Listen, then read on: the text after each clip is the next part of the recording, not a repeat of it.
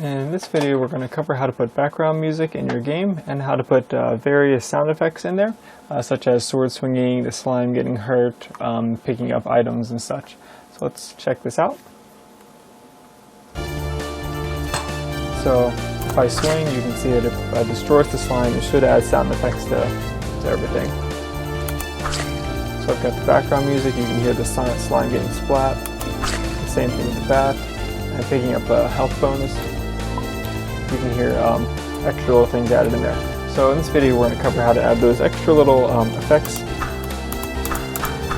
and it's relatively simple, so it should be pretty easy to follow along with. Alright, so let's jump into the new scene. Here's where we last left off with.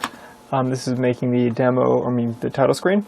So let's go make a new scene. So go over to scenes, and I guess I'll start with number 7 and then just add on to that.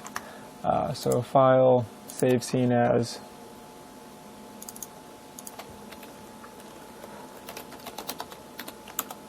tutorial 8 sounds. Cool. Alright, so I now have a new scene. Not that we need to worry about that too much. We're going to go and add the background music in here. So I'm going to make a new folder to put the sound effects in there. New folder. So clicking on create and going to new folder. I'm going to call this sounds and music. So I put both of them in there. So I have a folder for that. And let's go grab some sound effects. So I have a few already picked out. So I'm going to grab all of these and drag these into the new folder. Kind of keep things organized in nice folder systems. And it just finished importing, so let's minus the scenes and expand out this. A couple notes on sounds you can import. Unity can import, I think, 8 different types of audio formats. MP3 is one of them, WAV is one of them, AIF is one of them, and there's several others out there as well. One of the file types that Unity can't import is MIDI files, MID or MIDI.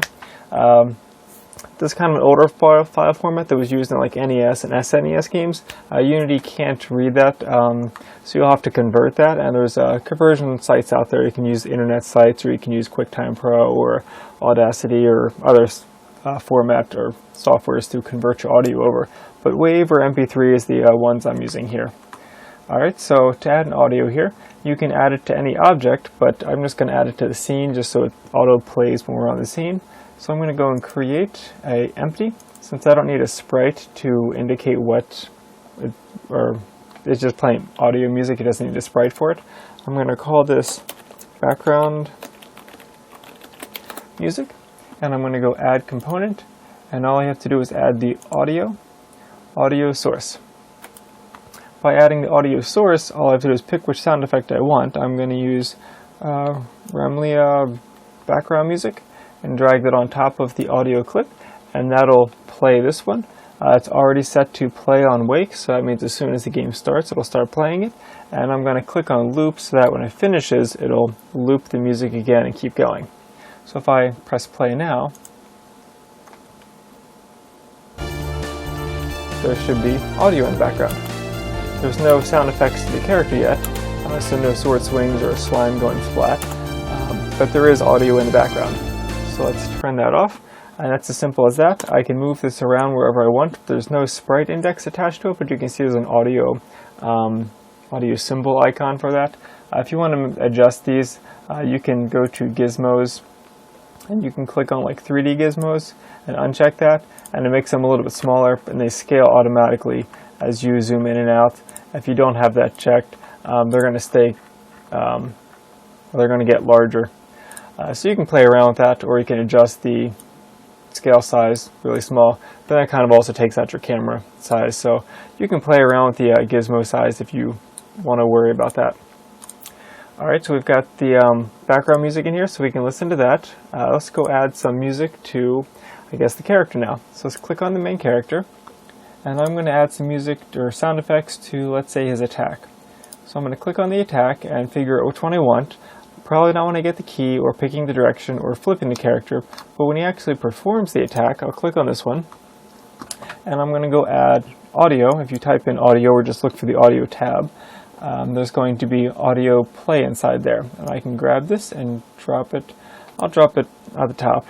There's also a couple other audio types. If you click on play sound, which is also in the audio tab, or I guess take that out and just click on the audio tab, you can see that there's audio play and play sound.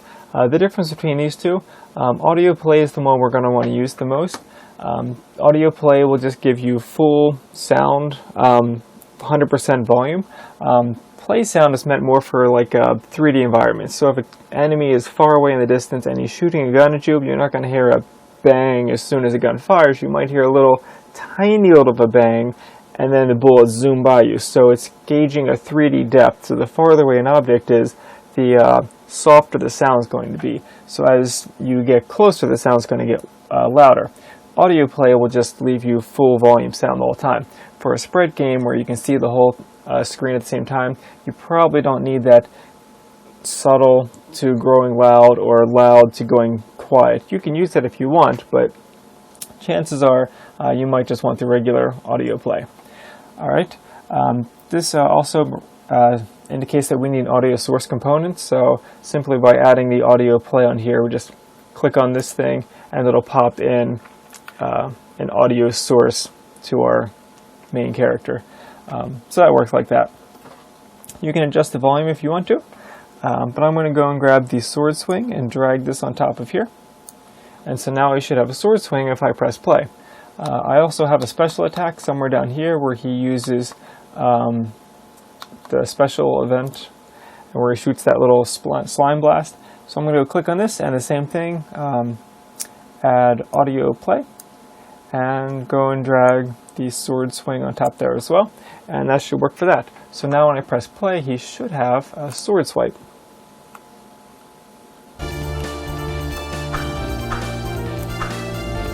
Yep, so he can make sound wherever he swings. Nothing else will make sounds, so I need to go and code those in there. But he can at least make a sword swing that sound out. Alright, so now let's go and check on, let's say when he gets hit also. Let's go over to attacking, and he doesn't have any collision events on him, so let's go check out the enemies. When the slime hits him, so I click on the slime, go to collision with player, we're going to say, we're going to test all those things, and if the player is getting hurt, then we'll add an audio play to that. So really easy, just add the audio component again, and I'm going to click on metal pong from pan. Boom. So now when the slime hits the player, it should make a pop sound. And the same thing I'll do for the bat. We'll go over to here for hits player. Alright, so I guess when he hits the player, it's probably going to go here. So hits player, audio play, same thing, add the component and add that one. And the last one for this bat, actually it's probably going to be under collision and not hits player. Actually no, it's hits player. Alright, so audio play, oops, drop that on hits player, and boom. Alright, so now everything that hits me should have a sound effect.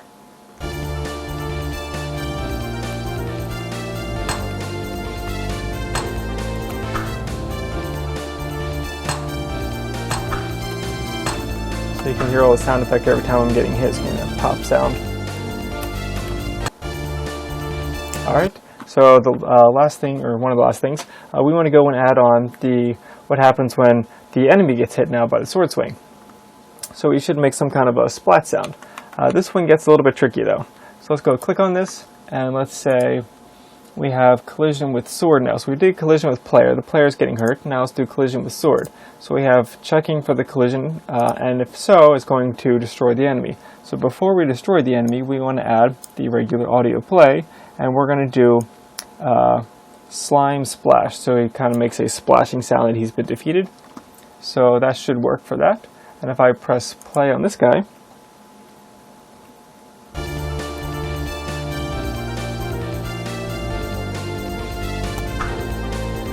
you might notice that there wasn't a sound. The reason for the not sound is that, click on the slime again, he's colliding with the sword, which is correct, and he's getting destroyed, but why didn't he play the audio?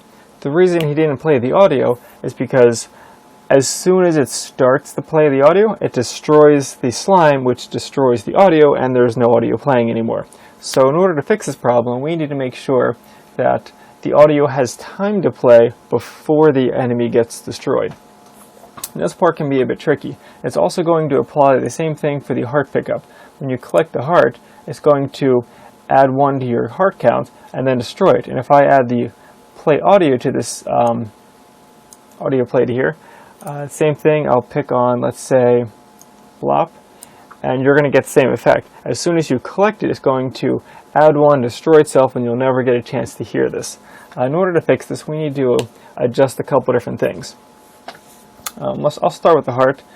For this one, we're going to have to, we have the audio play on there, and we have the integer add for the counter, but before we destroy it, we're going to take this action completely off. We're going to I'll copy it first, and then I'll remove it. And then I'll jump over here, add a new state, and call this state destroy. And under this one, I'll paste it back on there. So paste action, so it'll destroy itself in this state. We'll add transition, finished, and drag it to here.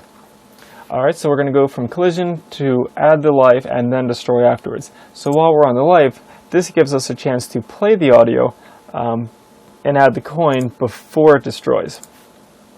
So we're going to go now and add on, essentially we need to destroy as much of this as we can, but still leave it intact. You could also alternatively destroy the whole object together, but before you destroy it, spawn another object on top of it just as a sound effect. So you can spawn a new sound effect object that'll destroy itself, like half second or something. Or you can leave it all in the same character. Either option could work. This is leaving it on the same character, so you have less to re-code and re-bring into your file.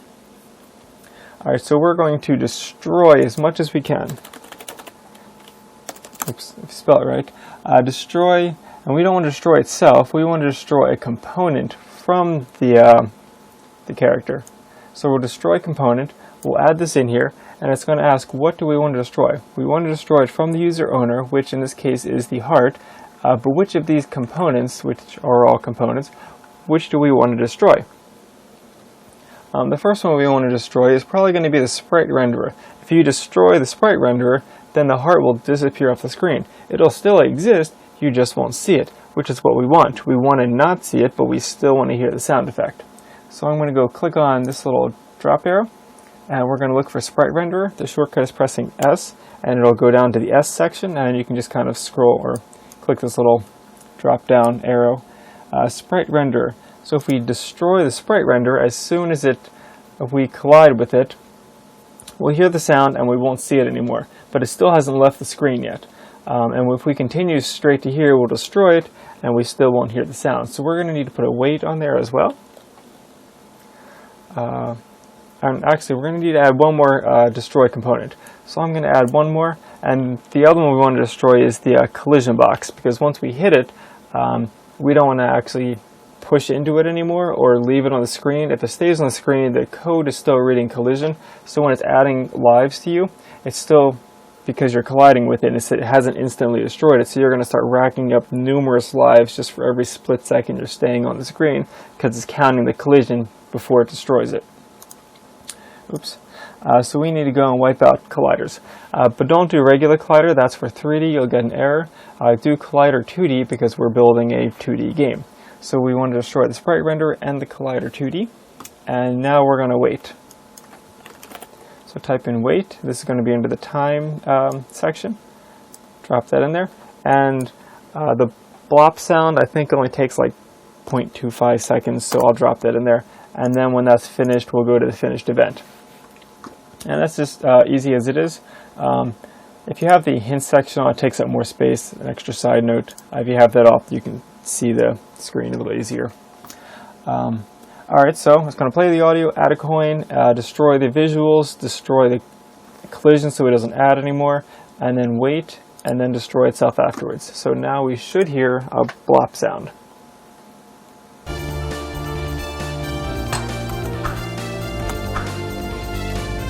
Take out the bat first, okay? Yep, so that works.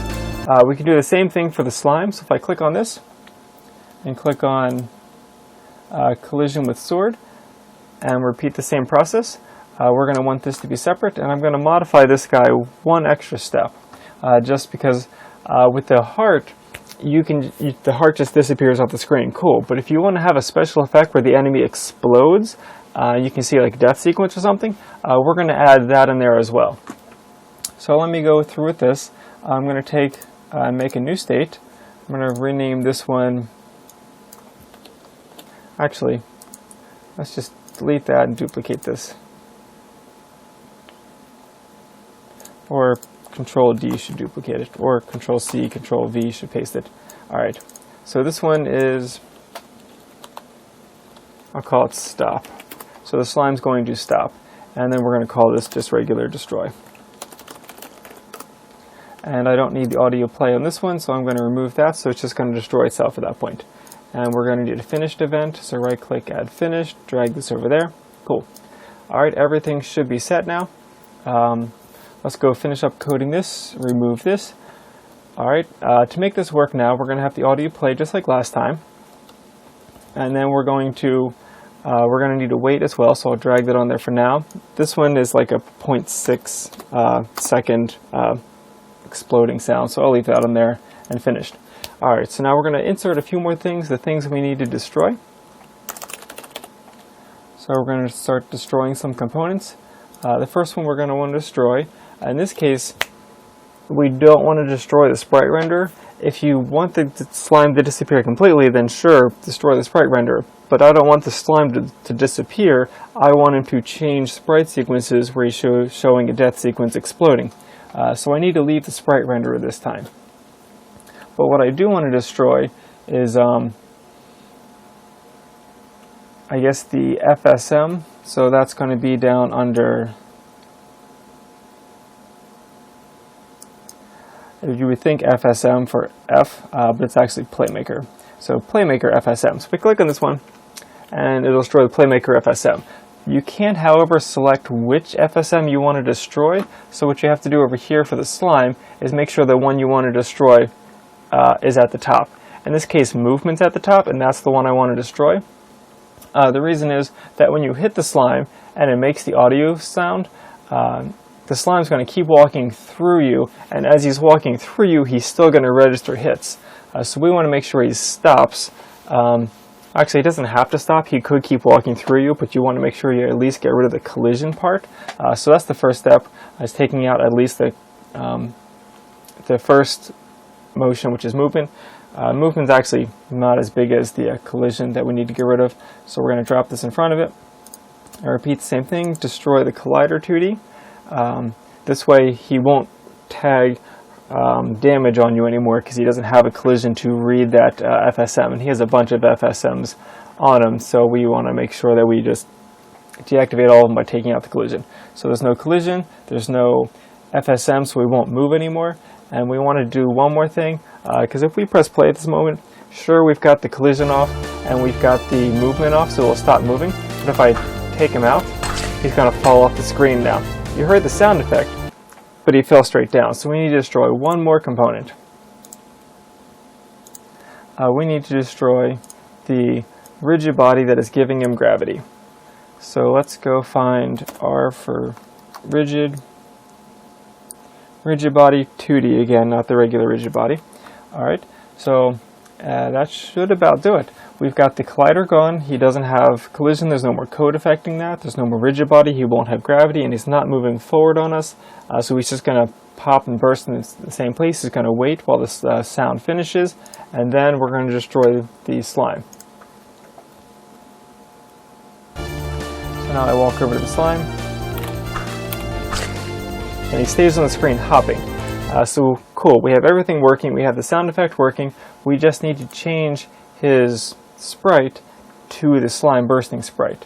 Let's go jump back to here, to collision with sword, and we need to change the set animator, and I'm going to use the bool variable, so true or false. So drop this on here, and I'm going to call this burst.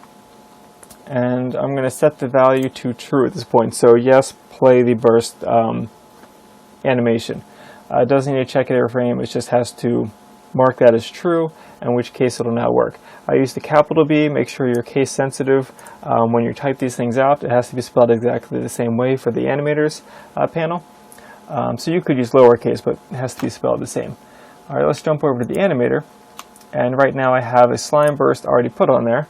I already have a slime burst animation created. If I go to the animation on the slime, you can see that if there's this hopping, he should also have a slime burst animation added on here.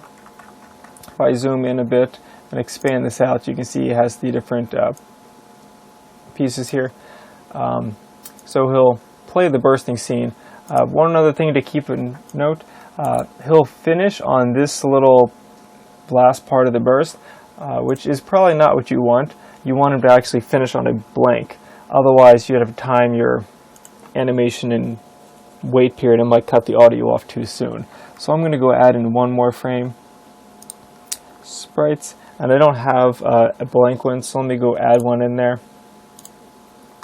Number 6, it's black right here, but it should be white. I don't know why the computer does that. If there's no pixels in the screen, the transparent PNG renders as white, but as soon as you put a pixel in there, it comes out white. Computer makes it look black for now, but it's actually a white sprite. So I'll drop this in here, number 6. So now he has a blank. As you can see, it's blank. I'll drag this right up here. So he should have, yeah, there's no sprite right there.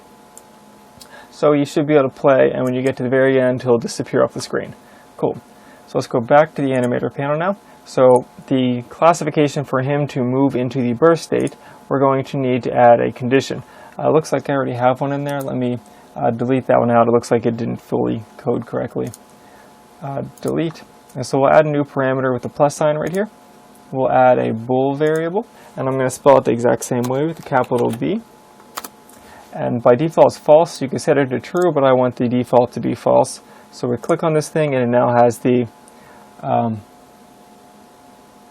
actually, click on this. Let's remove this. Alright, so let's click back on off there and back on here, and it should guess it didn't update. Alright, so we'll click on plus. There we go. So we added the burst value. Now it has the correct one that we're using. So when it becomes true, it'll play the slime burst, and it already has the slime burst animation on there. Alright, everything should be set now. Let's jump back to the scene mode, and let's try press play. So I walk over to the slime, take out the bat first. Looks like his animation played a little too long. So let's go back to the animation panel. The slime burst, I probably don't need 30 frames per second. Actually, it's not the speed that I need to worry about, it's the looping.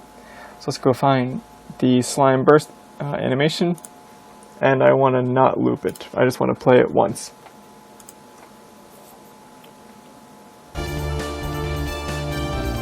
So now when I hit him, he plays the slime burst once, plays the sound effect, and everything's set to good.